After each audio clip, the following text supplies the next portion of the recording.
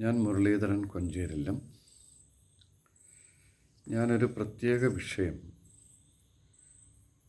പബ്ലിക്കിൽ ഷെയർ ചെയ്യാമെന്ന് വിചാരിച്ചാണ് ഞാനിങ്ങനൊരു വീഡിയോ ചെയ്യാനായിട്ട് ആഗ്രഹിച്ചത്.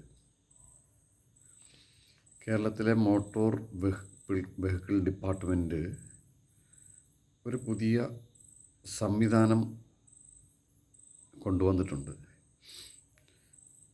ആ സംവിധാനത്തെക്കുറിച്ച് കേട്ടപ്പോൾ വളരെ വലിയ ഫലിതമായിട്ടാണ് തോന്നിയത്. വളരെ വലിയ ഫലിതമായിട്ട് തോന്നാനുള്ള കാരണം എന്താണെന്ന് വെച്ച് കഴിഞ്ഞാൽ, ഇവിടെ കേരളത്തിൻ്റെ ഈ കരയിലുള്ള വാഹന ഗതാഗത സംവിധാനത്തിൻ്റെ ഒരു വലിയ പോരായ്മ ഈ 67 വർഷം കൊണ്ട് നമ്മൾ കാണുന്നുണ്ട്. അത് കൃത്യമായി പരിഹരിക്കാനായിട്ട് ഇവിടെ വന്നിട്ടുള്ള ഒരു ഗവൺമെൻറ്റിനും അതിന് കഴിഞ്ഞിട്ടില്ല. കഴിയാത്തത് കൊണ്ടല്ല, അവരത് വേണ്ട എന്നുള്ള, ഇത് മതി എന്നുള്ള ഒരു ചിന്തയുടെ അടിസ്ഥാനത്തിൽ മാത്രമാണ്. അതങ്ങനെ പറയാതിരിക്കാൻ കഴിയില്ല. വിഷയത്തിലേക്ക് കിടക്കാം. ഈ 2 വീലറിൽ യാത്ര ചെയ്യുന്നവർ 2 പേർക്ക് യാത്ര ചെയ്യാം. 2 പേര് യാത്ര ചെയ്യുമ്പോൾ 2 പേർക്കും ഹെൽമെറ്റ് വേണം എന്ന നിയമം കർക്കശമാക്കിയിട്ടുണ്ട്. അപ്പോൾ അത് ഏകദേശം ഒരു 4-5 വർഷമായിട്ട്, അതിലധികമായിട്ട് ഈ 2 പേര് യാത്ര ചെയ്യുന്നവർ 2 പേര് ഹെൽമെറ്റ് ഉപയോഗിക്കണം എന്ന് പറയുന്ന ഒരു സിസ്റ്റം നമുക്കിവിടെ ഉണ്ട്, നിയമമുണ്ട്. അപ്പോൾ അതനുസരിച്ച് ഭൂരിപക്ഷ ജനതയും ഇരുചക്ര വാഹനം ഉപയോഗിക്കുമ്പോൾ ഈ പറയുന്നത് പോലെ ഹെൽമെറ്റ് ധരിക്കാറുണ്ട്. അതിലൊരു വിരോധാഭാസം എന്ന് പറയുന്നത്, ഈ വൈദ്യുതി ഉപയോഗിച്ചിട്ട് ഒരു നിശ്ചിത സ്പീഡ് ലിമിറ്റുള്ള മോട്ടോർ ഉപയോഗിക്കുന്ന വാഹനത്തിന് ഹെൽമെറ്റ് വേണ്ട എന്ന് പറയുന്നതിൻ്റെ ലോജിക്കും കൂടി നമ്മളിവിടെ ചർച്ച ചെയ്യേണ്ടതുണ്ട്. എന്ന് പറഞ്ഞു കഴിഞ്ഞാൽ, മോട്ടോർ ഉപയോഗിച്ച് ഓടിപ്പോകുന്ന വാഹനത്തിൽ ഇലക്ട്രിക്കിൻ്റെ വാഹനവും അതിൽ നിശ്ചിത സ്പീഡ് പരിധി നിശ്ചയിച്ചിരിക്കുന്നതുകൊണ്ട് മറ്റു വാഹനങ്ങൾ അവയെ മുട്ടില്ല, ഇവർ മുട്ടില്ല, അത് വീഴില്ല, തല പൊട്ടില്ല, മരണം സംഭവിക്കില്ല എന്ന് പറയുന്ന ഒരു പോഴത്തരമാണെന്ന് പറയാതിരിക്കാൻ പറ്റത്തില്ല. ഇതൊക്കെ നമ്മുടെ ഈ മലയാളികൾ വിദ്യാഭ്യാസത്തിൽ മുൻപന്തി നിൽക്കുന്ന വിദ്യാസമ്പന്നരാണ്, സാംസ്കാരികമായിട്ട് മുമ്പിൽ നിൽക്കുന്നു എന്ന് പറയുമ്പോൾ തന്നെ നമ്മുടെ ഈ നാട്ടിലാണ് ഇതൊക്കെയെന്ന് വരുമ്പം നമുക്ക് സത്യത്തിൽ ഭയങ്കര അത്ഭുതം തോന്നുകയാണ്.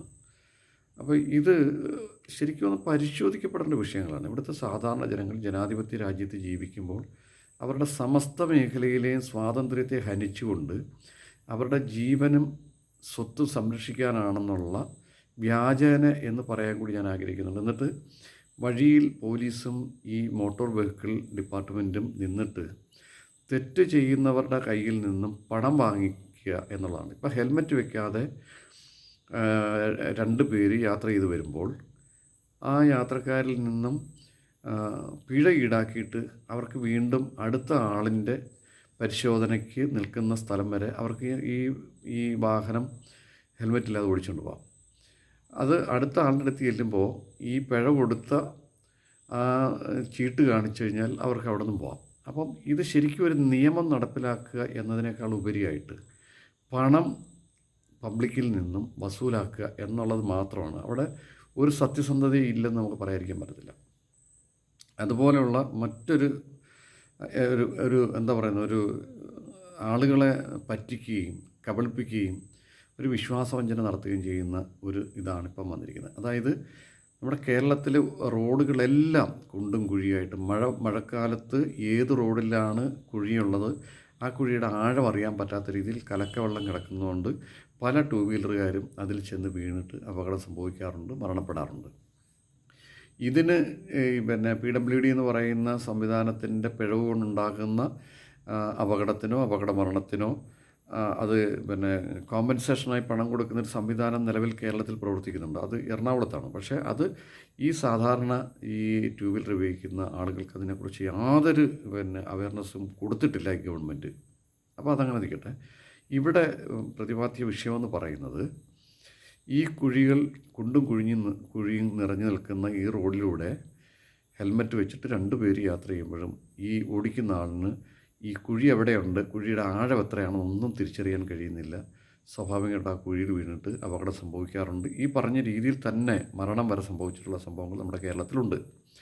അപ്പോഴാണ് ഈ റൈഡർ പുറകിലിരിക്കുന്ന ആളുടെ സംസാരം കൊണ്ട് ശ്രദ്ധ വിട്ടുപോകും, അതുകൊണ്ട് അപകടം ഉണ്ടാകാം, അതുകൊണ്ട് പുറകിലിരിക്കുന്ന ആൾ വർത്തമാനം പറഞ്ഞാൽ പിഴ ഈടാക്കുക എന്ന് പറയുന്ന ഒരു ലോക മണ്ടത്തരം കൂടി ഈ MVD ഇന്ന് കേരളത്തിൽ നടപ്പിലാക്കാൻ തുടങ്ങിയിട്ടുണ്ട്. എനിക്ക് MVDക്കാരോട് പറയാനുള്ളത്, നിങ്ങൾ ആ PW ആയിട്ട് ബന്ധപ്പെട്ടിട്ട് ഈ 15 വർഷത്തെ ടാക്സ് മേടിച്ചിട്ടാണ് ഏത് വാഹനം ഇറങ്ങിയാലും നമ്മുടെ കേരളത്തിൻ്റെ നിരത്തുകളുള്ളത്.